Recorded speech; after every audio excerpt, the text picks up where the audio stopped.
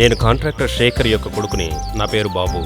Construction సైట్లో బెంగాలీ వాళ్ళను supply చేయడం వల్ల కొంతమంది నన్ను బెంగాలీ బాబు అంటారు. ఇదొక ప్రయాణం, సుదూర ప్రయాణం. వెస్ట్ బెంగాల్లో హుగ్లీ నదీ తీరంలో చోటా లార్కట్ నగరానికి మేము ఇప్పుడు వెళ్తున్నాం. ఈ ప్రయాణంలో జీవితం ఉంది, ఎదురుచూపులు ఉన్నాయి, అంతేకాక మరణం కూడా ఉంది. ఉసిరేలి మండల్ ఒక బెంగాలీ కార్మికుడి మరణం. ఇది మరణించిన ఉసిరేలి మండల్ అని మీరు అనుకోవద్దు. బాగా తిని నిద్రపోతున్న మన సోమరి సుమనే వీడు. ఈ సుమన్ ఎటువంటి వాడంటే పని అస్సలు చేయకుండా జీతం ఎలా తీసుకోవాలో రీసెర్చ్ చేయడానికే పుట్టినవాడు వీడు. సోమరి సుమన్. మరి ఈమె ఏంజెల్. నా మనసులో మొదటి ప్రేమ ఆలోచన వచ్చినప్పుడు నాకు ఎదురైన మొదటి అమ్మాయి తనే. తను నాతో రావడానికి చాలా కారణాలున్నాయి. పోండి బావా, నేను వస్తూ ఉన్నానని చెప్తున్నాను కదా. సరే, భోంచేస్తారా? ఈ అందమైన అమ్మాయి పేరు శాంతి. ఇవి మా సైట్లోనే పనిచేస్తుంది. ఇలా ఊపుకుంటూ నడవడం వల్ల తనను మా సైట్లో ఉండే అందరూ డిస్కో శాంతి అనే పిలుస్తారు. తన పేరు శాంతే, కానీ తనను చూసిన వాళ్ళకు మనశ్శాంతి అన్నది లేకుండా పోతుంది. అటువంటి శాంతి ఈ బండిలో ఎక్కడానికి కారణం చనిపోయిన వ్యక్తికి తనకి ఎటువంటి సంబంధం లేదు. ఈ బండి తన ఊరు మీదుగా వెళ్లడం వల్ల తను కాస్త డబ్బులు మిగలబెట్టుకుందామని ఈ బండిలో ఎక్కింది. రేపు శాంతి వాళ్ళ అక్కకి దానికోసమే తను ఇప్పుడు వెళ్తూ. అంతేకాక మీకు రహస్యం చెప్తాను, నా భయ్యాకి ఈ శాంతి అంటే చాలా ఇష్టం ఉంది. కాకపోతే ఈ విషయం శాంతికి మాత్రమే తెలియదు. ఈయనే నా భయ్యా బాబురామ్ చటర్జీ. పుట్టుకతో అతను బెంగాలీ అయినప్పటికీ ఇప్పుడు మాత్రం నాకు బంధువు. చల్లగా 2 సోడాలు ఇవ్వండి. కూలింగ్ తక్కువగా ఉంది. మరేం పర్లేదు, ఇవ్వండి.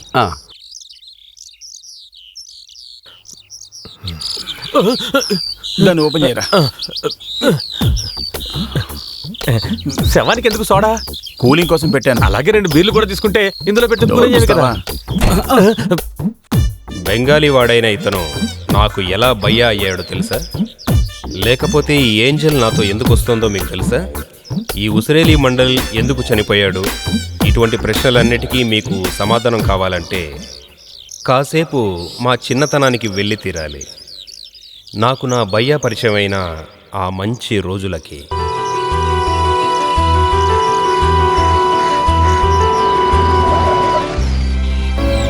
ఇదే నేను. ఈమె మా అమ్మ. 1980 సంవత్సరంలో బెంగాల్లో ఒక కాంట్రాక్ట్ వర్క్ను ముగించుకొని వచ్చారు. ఆజా బేటా. ఆయనే మా నాన్న. బెంగాల్ నుంచి నాకు కొత్త సోదరుణ్ణి తీసుకొచ్చాడు. బెంగాల్ నుంచి వచ్చేటప్పుడు ఈ బాబుని చూశాను. ఇతని తల్లిదండ్రులు వరదల్లో చచ్చిపోయారట. ఎవరూ లేని ఒక అనాథ పిల్లాడు. ఆకలిగా ఉందని నాతో చెప్తే నేను తట్టుకోలేకపోయాను. ఇక మీద మన పిల్లోడితో పాటు ఇతను కూడా ఇక్కడే ఉంటాడు. ఇతని పేరు కూడా బాబుయే, బాబురామ్ చటర్జీ. అయినా సరే నువ్వు ఇతన్ని భయ్యా అని పిలువు. భయ్యా అంటే అన్నయ్య అని అర్థం. ఏ తుమారా భాయ్. చాపలో చాపలో ఐలా ఐలా, ప్రాణాలతో ఉన్న ఐలా చాపలమ్మా చాపలో. అయ్యగారు, ప్రాణాలతో ఐలా ఉంది, వెంటనే కిలో తీసుకుంటారా? ఎందుకు త్వరగా తీసుకోవాలి? త్వరగా తీసుకోకపోతే చనిపోతుందిగా. ఉపవాసంలో ఉన్నందువల్ల మేమంతా వెజిటేరియన్. అలాగా? అవును. చాపలో. ఓయ్, ఇక్కడ ఎవరూ లేరు కదా, ఎందుకు అరుస్తున్నావు? ఇదేనండి మా థీమ్ సాంగ్. చేపలు కొనకపోయినా పర్వాలేదు, పాడొద్దని చెప్పకూడదు. చేపలు. బాబు, నువ్వు అన్నయ్యని తీసుకుని లోపలికి వెళ్ళు. రా అన్నయ్య.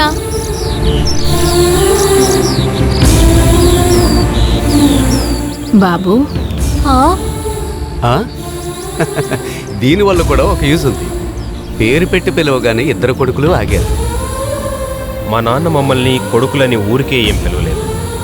మా నాన్న భయ్యాని పెద్ద కొడుకుగానే చూశాడు. కాబట్టే భయ్యాని కూడా నాతో పాటే స్కూల్లో చేర్చి చదివించాలని నాన్న అనుకున్నాను. My country, India is my country. All Indians are my brothers and sisters. My brothers and sisters.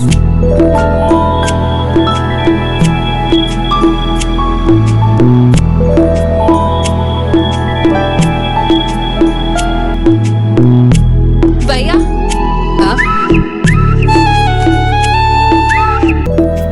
ఏంటి ఇవ్వు. వద్దు. ఏంటన్నయ్య ఇది? నేను చూసుకుంటా.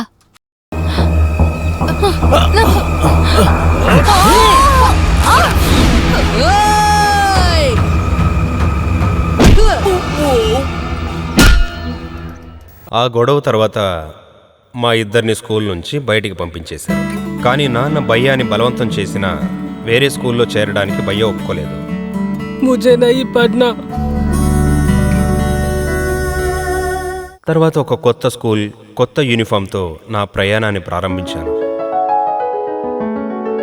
నేను ఏంజెల్ని మొదటిసారిగా ఈ స్కూల్లోనే చూశాను.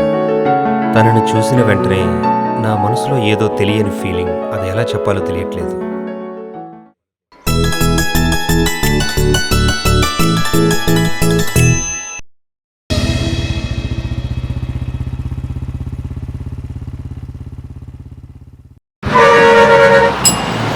బస్ స్టాండ్ వచ్చింది, అందరూ దిగండి.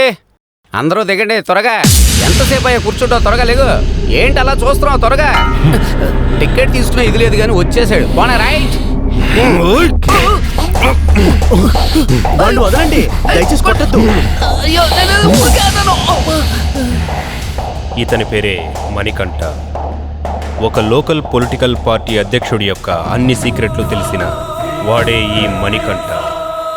ఒక బంద్ రోజు గవర్నమెంట్ బస్సును తగలబెట్టినందుకు వీడికి వ్యతిరేకంగా సాక్ష్యం చెప్పిన వాడినే నేను. ఆ కోపం వాడికి ఇంకా ఉంది. ఈయనే ఆ పార్టీ అధ్యక్షుడు వాసుదేవన్. ఇతని లక్ష్యం అంతా వచ్చే ఎలక్షన్లో సీఎం అవడం మాత్రమే. ఇతను ఆయన కొడుకు మోహన్. ఇతను ఒక ఎంపీ చేసి ఢిల్లీకి పంపించడానికి వాళ్ళ నానా తంటాలు పడుతున్నాడు.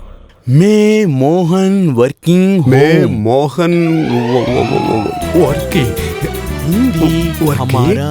కాబట్టే అతనికి వాళ్ళ నాన్న వాసుదేవన్ హిందీ ట్యూషన్ రహస్యంగా ఏర్పాటు చేశాడు. ఏంటి మణికంట పొద్దున్నే వచ్చావు? ఏదైనా కొత్త ప్రాబ్లం తీసుకొచ్చావా? అక్కడ నాకు పని సెట్ అవ్వలేదయ్యా. ఆ చోట్లో ఎక్కువ ప్రాబ్లమ్స్ అయ్యా. అవునవును, పని చేసేటప్పుడు మందు కొట్టకూడదన్నాం, అది ఇతనికి నచ్చలేదు. అంతేనా మణికంట? అది అడిగినందుకు మేనేజర్ని గోబ మీద కొడితే అతను ఊరికే ఉంటాడా ఏంటి? అందుకే పని పోయి ఇక్కడికి వచ్చాడు. నువ్వు వెళ్ళిన చోట్లల్లా ఇలా చేస్తుంటే ఏం చేయాలరా మణికంట? నువ్వు అక్కడ పని చేయకపోయినా నీకు జీతం ఇచ్చారు కదా. నాకు ఇంకెక్కడన్నా పని ఇవ్వండి. నీ వంకర బుద్ధికి ఎక్కడ పని దొరుకుద్దిరా? అదేంటంటే మన మేనేజ్మెంట్ డిపార్ట్మెంట్ 2-3 ఉద్యోగాలు ఉన్నాయి, అందులో ఒక ఉద్యోగం ఇద్దాం. కొంచెం నువ్వు నోరు మూసుకొని ఉంటావా? మీకు ఇష్టం లేకపోతే వదిలేయండి. ఒక విషయం, మన కుమార్ ఉన్నాడు కదా కాంట్రాక్టర్, వాడికి చెప్పి వీడి పనిలో పెట్టుకోమను. అచ్చా ఐడియా. ఠీకే డాడీ, ఠీకే. ఠీకే.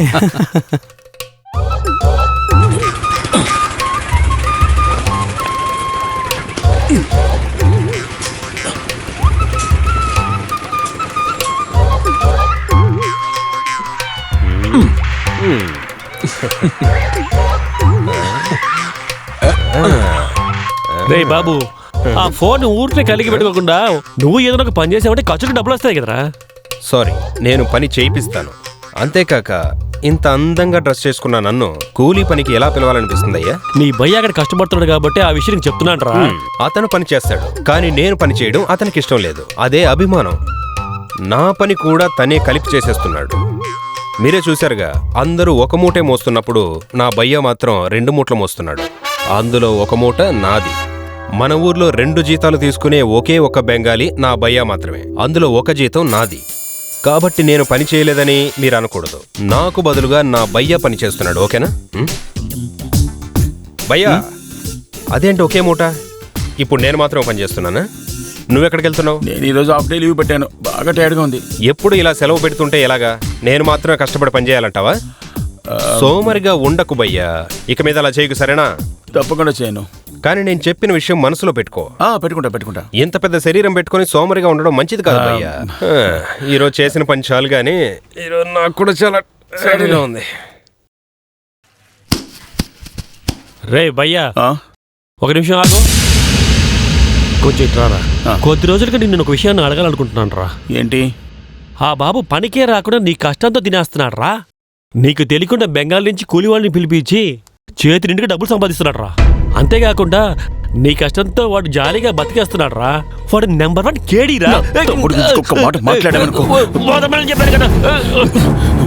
బాబు ఇంట్లోనే నేను ఉంటుంది, వాళ్ళ కోసం నా ప్రాణాలైనా అర్పిస్తాను. నాకు అంత మించి ఏమీ అక్కర్లేదు. అర్థమైందా? మా మధ్య పెట్టాలనుకుంటావా? ఇంక మీద ఇలా మాట్లాడు. అది